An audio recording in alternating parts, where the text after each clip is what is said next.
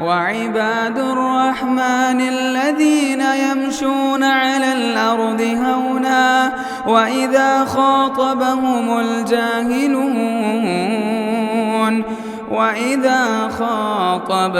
الجاهلون قالوا سلاما. السلام علیکم ورحمۃ اللہ وبرکاتہ. الحمد للہ رب العالمین والصلاة والسلام على سید الانبیاء والمرسلین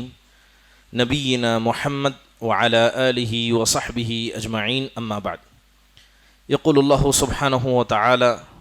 وما ارسلناک الا رحمۃ للعالمین. اللہ سبحانہ وتعالیٰ کا ارشاد ہے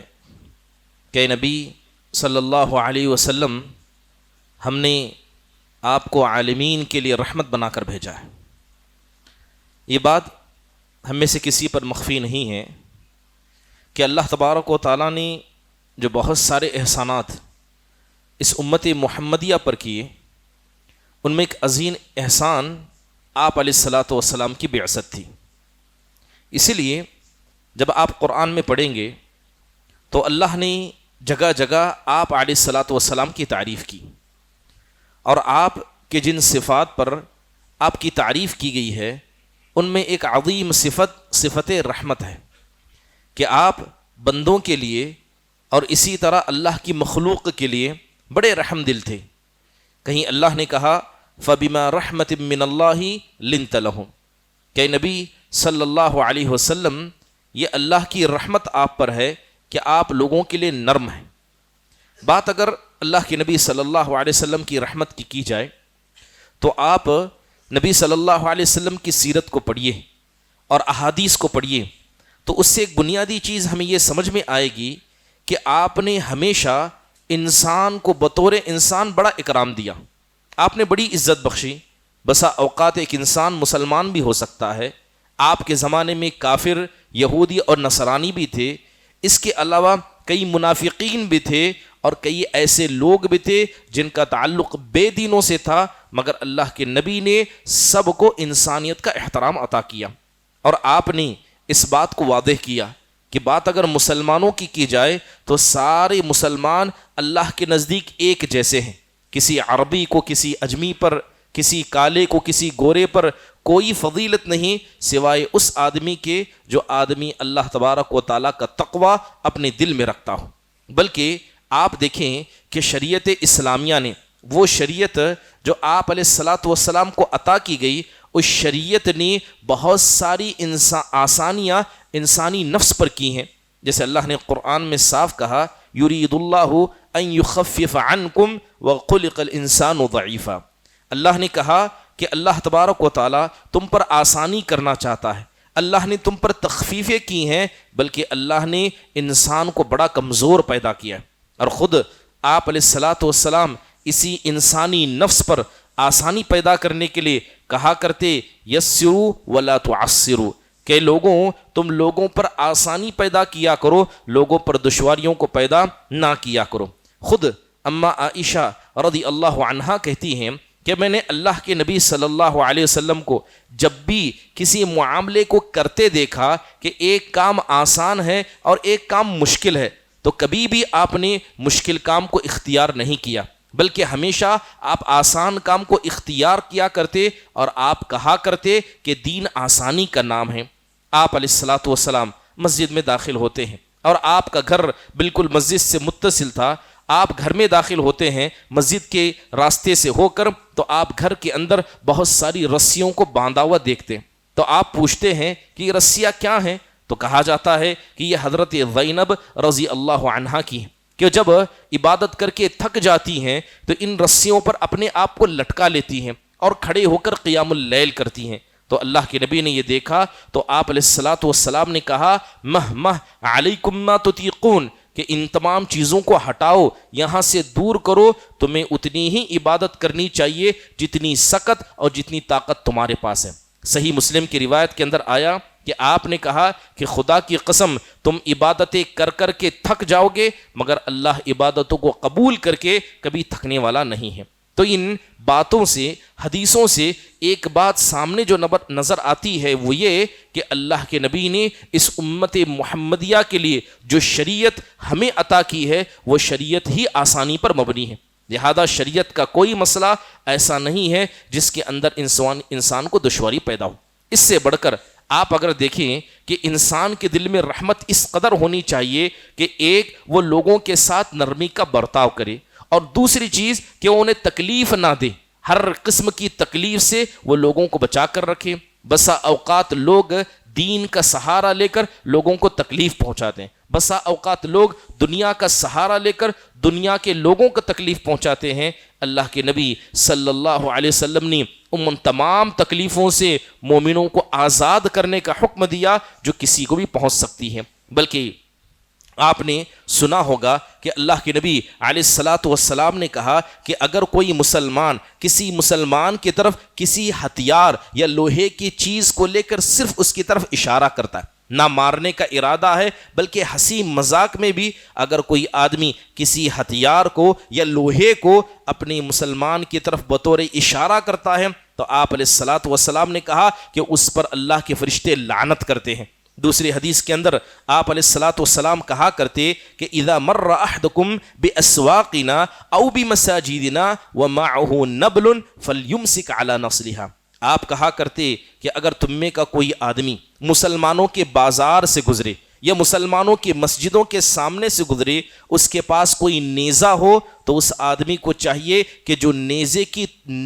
تیز والی چیز ہے، جو پھل ہے، اس کو اپنے ہاتھ سے پکڑ لے، کہیں ایسا نہ ہو کہ آتے اور چلتے جاتے کسی مسلمان کو اس کی وجہ سے تکلیف ہو جائے۔ محترم حاضرین، بات اگر دینی تکلیفوں کی بات کی جائے، اللہ کے نبی صلی اللہ علیہ وسلم کے پاس شکایت کی گئی۔ کس کی شکایت کی گئی؟ اس امت کے ایک ایسے عظیم شخص کی جو اس امت میں سب سے زیادہ حلال و حرام کو جانتے تھے۔ حضرت معاذ بن جبل رضی اللہ عنہ کی شکایت کی گئی، لہذا اللہ کے نبی نے ان کو بلایا اور کہا کہ تم نمازیں اتنی لمبی کیوں پڑھاتے ہو؟ یہاں تک کہ ایک صحابی نے نماز کو چھوڑ کر جانے کا ارادہ کیا۔ لوگوں نے جب کہا کہ تم تو منافق ہو، تم سستی اور کاہلی میں نماز کو توڑتے ہو، تو وہ سیدھے اللہ کے نبی کے پاس آئے اور آ کر شکایت کی۔ تب اللہ کے نبی نے ان کو ڈانٹتے ہوئے کہا افتان انت یا معاذ، افتان انت یا معاذ، اے معاذ کیا تم فتنہ برپا کرنے والے ہو یا تم فتنے کو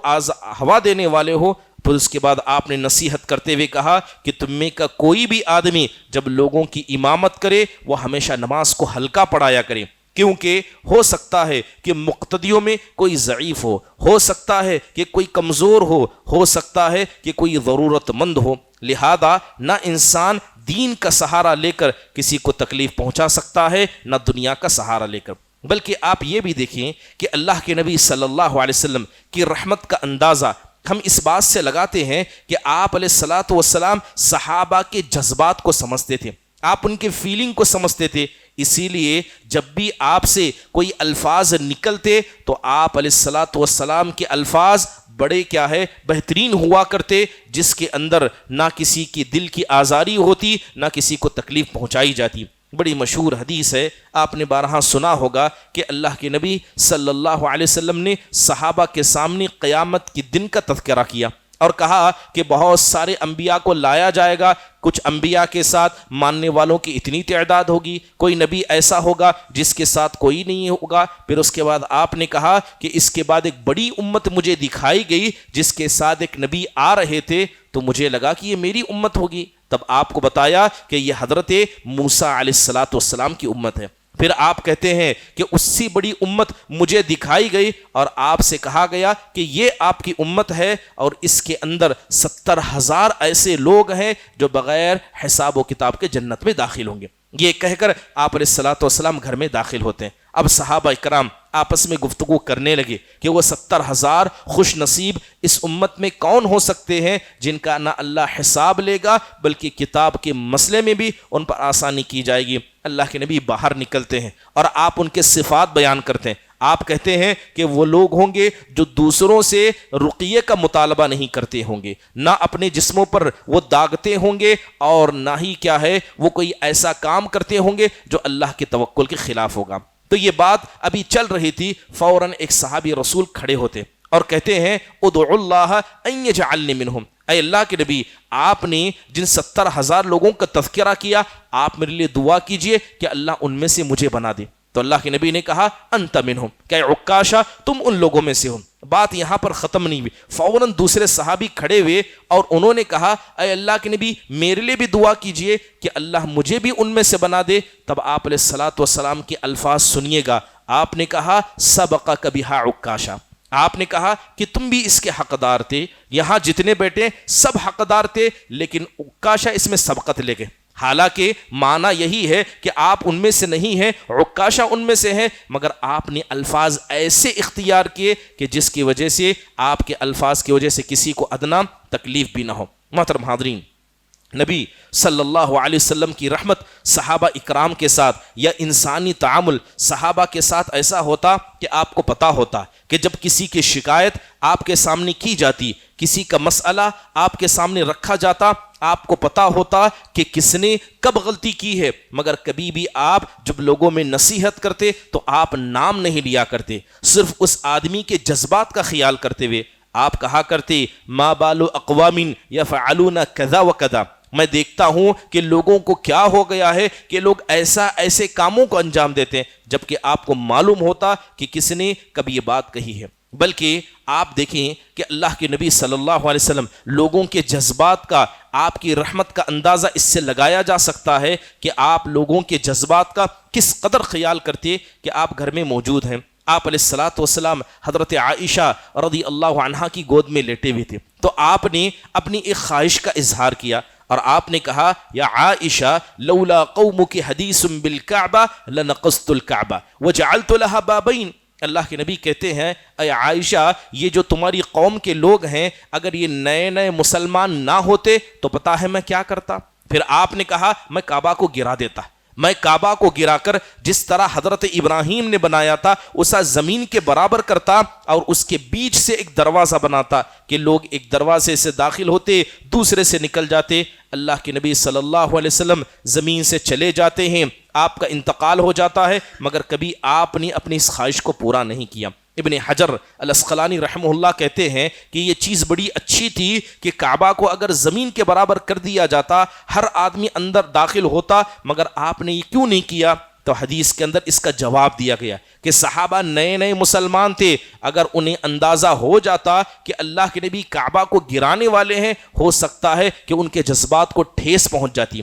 وہ کعبہ جسے ہم نے ہمیشہ دیکھا، جس کا احترام کیا، اچانک اللہ کے نبی پاور میں آتے ہی آپ نے کعبہ کو گرا دیا، آپ نے اس میں من مرضی کرنا شروع کیا۔ صرف اللہ کے نبی نے ان نئے مسلمان ہونے والے صحابہ کے جذبات کا خیال کرتے ہوئے آپ نے کبھی اس کام کو انجام نہیں دیا۔ محترم حاضرین، اللہ کے نبی صلی اللہ علیہ وسلم کی رحمت یہ صرف عام لوگوں کے ساتھ نہیں تھی، بلکہ آپ جائیں آپ علیہ الصلوۃ والسلام کے خادموں کا معاملہ دیکھیں، جو آپ کے یہاں کام کرتے تھے، جو آپ کی خدمت میں لگے رہتے، جو آپ کے سرونٹ ہوا کرتے۔ اللہ کے نبی صلی اللہ علیہ وسلم نے خادموں کے مسئلے میں کہا کہ اگر تم میں کے یہاں کسی کے گھر میں خادم ہو، سرونٹ ہو، تو کبھی اس پر بد دعا نہ کرے، بلکہ آپ نے یہ بھی کہا کہ یہ تمہارے بھائی ہیں جن کا ذمہ دار اللہ نے تم کو بنایا ہے، لہذا اس کے مسئلے میں تم احسان کا معاملہ کرنا۔ بلکہ آپ نے کہا کہ اگر تم میں سے کسی آدمی کے پاس تمہارا کوئی خادم کھانا پکا کر لے آئے اور اسے اپنے ساتھ میں بٹھائے تو 2-4 لقمے اس کو ضرور کھلائے، ایسا نہ ہو کہ انسان کیا ہے اپنی خادم کے ساتھ بھی اس کے جذبات کا خیال نہ کرے۔ بڑے مشہور قصہ ہے، ایک صحابی رسول آئے اور آ کر کہتے ہیں اے اللہ کے نبی صلی اللہ علیہ وسلم، میرا خادم بڑی غلطیاں کرتا ہے، مجھے بڑا پریشان کرتا ہے، آپ یہ بتائیے کہ میں اپنے خادم کو ایک دن میں کتنی مرتبہ معاف کروں؟ آپ علیہ الصلوۃ والسلام اس کی طرف دیکھتے ہیں، مسکراتے ہیں، آپ خاموش ہو جاتے ہیں۔ وہ دوبارہ سوال کرتے ہیں، کہتے ہیں اللہ کے نبی میرا خادم بڑی غلطیاں کرتا ہے، یہ بتائیے کہ کتنی مرتبہ اس کو معاف کروں؟ آپ دوسری مرتبہ بھی خاموش ہو گئے، تیسری مرتبہ وہ آپ کے چہرے کے سامنے آ کر یہی سوال کرتے ہیں، تو آپ کہتے ہیں کہ وَاعْفُ عَنْهُ فِي كُلِّ يَوْمٍ 70 مرہ، کہ اگر تم اسے معاف کرنا چاہتے ہو تو دن میں اگر 70 بار بھی وہ غلطیاں کرے تو 70 بار اسے معاف کرنا، مگر اپنے خادموں کے ساتھ تم اچھا برتاؤ کرنا۔ بلکہ آپ دیکھیں کہ وہ صحابہ اکرام جو مزاج سے سخت ہوتے، کبھی اپنے خادموں کو مارا کرتے، اگر شکایت اللہ کے نبی تک پہنچ جاتی کہ خادم کو بھی بغیر کسی حق کے مارا گیا ہے، اللہ کے نبی صلی اللہ علیہ وسلم بخشا نہیں کرتے تھے۔ بڑا مشہور قصہ ہے کہ حضرت ابو ذر الغفاری رضی اللہ عنہ بازار میں جا رہے تھے، آپ کے ساتھ آپ کا خادم موجود تھا، بڑا خوبصورت لباس حضرت ابو ذر نے پہنا تھا اور وہی لباس ان کے غلام نے بھی پہنا تھا۔ تو لوگوں نے تعجب کیا کہ آقا اور غلام ایک لباس میں کیسے؟ لوگوں نے کہا اے ابو ذر، اس اچھے لباس کو اپنے پاس رکھ لیتے، دوبارہ پہن لیتے، تم نے اپنے غلام کو ایسا لباس کیوں پہنایا؟ تب حضرت ابو ذر نے قصہ بیان کیا اور کہا کہ یہی وہ غلام ہے کہ ایک مرتبہ میں نے اسے ڈانٹا تھا اور ڈانٹتے ہوئے سخت الفاظ کا سہارا لیا، یہاں تک کہ میں نے کچھ الفاظ کہہ دیے۔ وہ الفاظ کیا تھے؟ وہ خادم اللہ کے نبی کے پاس آئے اور آ کر شکایت کی، اور شکایت کیا تھی کہ حضرت ابو ذر نے کہا کہ اے کالی ماں کے بیٹے، کیونکہ وہ کالے تھے تو ان کی ماں کا نام لے کر حضرت ابو ذر نے انہیں عیب دلایا۔ اللہ کے نبی صلی اللہ علیہ وسلم نے حضرت ابو ذر کو بلایا اور آپ نے کہا عیرتہ بأمی، اے ابو ذر، کیا تم نے اپنے خادم کو ان کی ماں کا نام یا ان کی ماں کا جنس لے کر عیب دلایا ہے؟ کہا اللہ کے نبی میں نے اتنا سوچ کر نہیں بولا۔ ابن ماجہ کی روایت کے اندر آتا ہے کہ اللہ کے نبی نے اپنی آواز کو بلند کیا اور کہا عیرتہ امی، کیا تم نے ان کی ماں کا نام لے کر عیب دلایا؟ تیسری مرتبہ آپ بیٹھے تھے، اٹھ کر کھڑے ہو گئے اور آپ نے اپنی آواز کو اور بلند کیا اور مارے غصے کے کہا عیرتہ بأمی، کیا تم نے ان کی ماں کا نام لے کر انہیں عیب دلایا؟ تب آپ نے کہا اے ابو ذر، تم تو ان لوگوں میں سے ہو جن کے اندر ابھی بھی جاہلیت کی بدبو پائی جاتی ہے۔ تو لہذا آپ صلی اللہ علیہ وسلم کے زمانے میں اگر کوئی آدمی خادموں کے ساتھ بھی ایسا کوئی رویہ کرتا، اللہ کے نبی صلی اللہ علیہ وسلم کی رحمت ایسی تھی کہ آپ برابر ان کے معاملے کو سنا کرتے اور ان کے مسئلے میں فیصلے کیا کرتے۔ محترم حاضرین، بات اگر صرف زندوں کی نہیں بلکہ مردوں کی بھی کی جائے، شریعت اسلامیہ حکم دیتی ہے، ہمیں اس بات کا حکم دیتی ہے کہ کوئی انسان اپنی مردوں کے ساتھ بھی بے رحمتی کا معاملہ نہیں کر سکتا یا ان کے ساتھ سختی کا برتاؤ نہیں کر سکتا۔ اسی لیے اللہ کے نبی صلی اللہ علیہ وسلم نے قبروں کی زیارت کا حکم دیا۔ امام ابن القیم کہتے ہیں کہ اگر کوئی آدمی قبروں کی زیارت کرتا ہے تو اس کے لیے افضل ہے کہ وہ اپنے رشتہ داروں کی زیارت پہلے کرے، وہ جو اس کے اپنے قریبی ہیں ان کی زیارت کرے، جائے ان کے لیے مغفرت کی دعا کرے، کیونکہ قبروں کی زیارت میں انسان سب سے زیادہ اپنوں کو یاد کرتا ہے، اور اپنوں کی اگر لاشوں کو قبروں کو وہاں دیکھے گا تو اس کے دل میں اللہ کا ڈر زیادہ پیدا ہوگا۔ آپ علیہ الصلوۃ والسلام کے سامنے جب کوئی جنازہ لایا جاتا تو آپ سوال کرتے کیا اس پر قرض موجود ہے؟ کیا اس پر کوئی قرض ہے؟ صحابہ کہتے کہ قرض موجود ہے، آپ اس کی نماز جنازہ نہیں پڑھایا کرتے۔ جیسے کہ امام ابن قیم نے کہا کہ جب اللہ کے نبی مدینہ پہنچے تھے، جب آپ مدینہ پہنچے تھے تو آپ کے پاس اتنا مال و دولت نہیں تھی، لہذا جب بھی کوئی میت لائی جاتی آپ سوال کرتے کیا اس پر قرض موجود ہے؟ اگر بتایا جاتا کہ قرض ہے تو آپ پیچھے ہٹ جاتے تھے، آپ نماز جنازہ نہیں پڑھاتے تھے۔ لیکن وہی جب خیبر کے بعد اللہ کے نبی کے پاس بہت سارا مال آیا تب آپ نے اعلان کرتے ہوئے کہا کہ اب مسجد کے اندر کوئی بھی جنازہ آئے اور اس پر قرض باقی ہو تو محمد صلی اللہ علیہ وسلم اس کے ذمہ دار ہے، میں ان کی طرف سے قرض ادا کروں گا۔ فتح مکہ کے بعد جتنے بھی اموات صحابہ کے ہوئے، اگر کسی پر قرض باقی رہا سب کا قرض اللہ کے نبی صلی اللہ علیہ وسلم ادا کیا کر دیتے تھے۔ محترم حاضرین، مردوں کے ساتھ رحمت کرتے ہوئے اسلام نے حکم دیا کہ اگر کوئی آدمی دنیا سے چلا جائے اس کی برائیاں اس کے ساتھ ہوں گی، مگر اس کی برائیوں کو لوگوں کے سامنے ذکر نہ کیا جائے، اس کے حوالے سے اچھا گمان کیا جائے اور اسے دعائیں دی جائے۔ محترم حاضرین، بات اگر اللہ کے نبی صلی اللہ علیہ وسلم کی رحمت کی کریں تو آپ کی رحمت کا ایک عظیم حصہ آپ کی گھر کی اپنی عورتیں تھیں، آپ علیہ الصلوۃ والسلام کی گھر کی عورتیں تھیں، بلکہ آپ دیکھیں کہ رحمت اللہ کے نبی اپنی گھر کی عورتوں کے ساتھ اس طرح کرتے کہ آپ کھل کر محبت کا اظہار کیا کرتے تھے۔ آپ سے پوچھا گیا، کہا گیا کہ لوگوں میں سب سے زیادہ آپ کے نزدیک محبوب کون ہے؟ تو آپ نے فوراً حضرت عائشہ کا نام لیا، کہا کہ میرے نزدیک سب سے محبوب اور پیاری وہ ہیں۔ تو کہا گیا کہ مردوں میں کون ہیں؟ تو آپ نے کہا کہ ان کے ابا حضرت ابو بکر رضی اللہ عنہ یہ لوگوں میں سب سے زیادہ میرے نزدیک محبوب ہیں۔ بلکہ آپ دیکھیں کہ اللہ کے نبی گھر میں جب بھی رہتے، اب عورتوں کے مسئلے میں آپ گھر کے کاموں کو انجام دیا کرتے، بلکہ اللہ کے نبی علیہ الصلاۃ والسلام اپنی عورتوں کے جذبات کا بھی خیال کرتے۔ اللہ کے نبی بیٹھے تھے، آپ نے حضرت عائشہ سے کہا، اے عائشہ مجھے پتا ہے کہ تم مجھ سے کب راضی ہوتی ہو اور کب مجھ پر ناراض ہوتی ہو،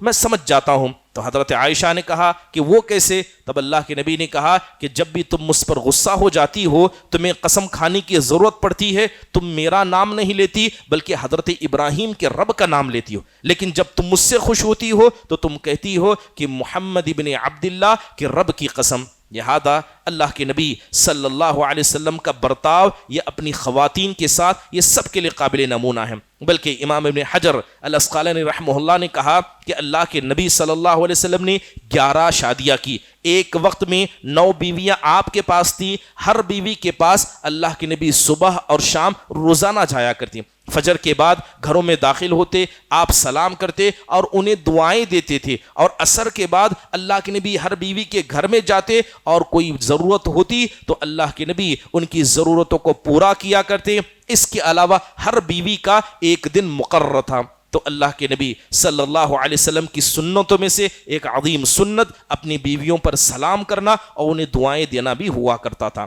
محترم حاضرین،